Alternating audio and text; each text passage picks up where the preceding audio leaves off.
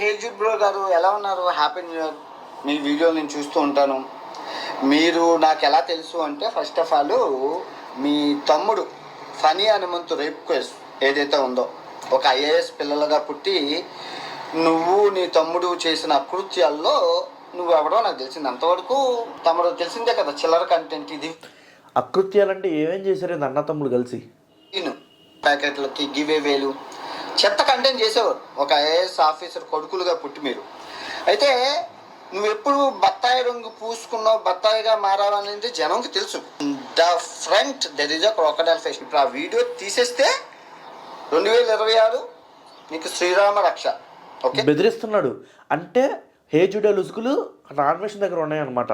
ఒకవేళ ఉంచితే 2026 పిక్చర్ అభి ద్రౌపది మాత గురించి, సీతాదేవి గురించి వాళ్ళకి జరిగింది కదా, ఏదైతే నేను ఆ పదాన్ని వాడదలుచుకోవట్లేదు, బట్ మీకు అర్థమైపోయి ఉంటుంది అని చరిత్రని వక్రీకరించి మన అమ్మని అన్నాడు మాట. అదేంటది చాలా ఈజీగా అవలీలుగా ఏమవుతుందిలే మనకి, వీళ్ళు పట్టించుకోరు అనే ఒక యాటిట్యూడ్ తో ఈ వ్యక్తి మాట్లాడడం జరిగింది.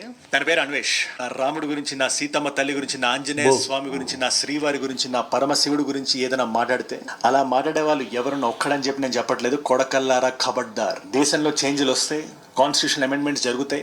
ఒక్క మాట మాడితే మీ శరీరం. అందుకనే నాన్ వేసిన బెదిరియంగానే అమ్మటి డిలీట్ చేశాడు. మరి ఇతని వెనకాల ఏమేమి లొసుగులు ఉన్నాయి, మరి ఎందుకు డిలీట్ చేశాడు? సో ఇతని పైన మీ అభిప్రాయాన్ని కామెంట్ బాక్స్లో కామెంట్ చేయండి. ఈ వీడియో పైన ముఖ్యంగా ఖచ్చితంగా హేజుడిని ప్రేమించే వాళ్ళు, నా అన్వేషణ ఇంకా ప్రేమిస్తున్న వాళ్ళు.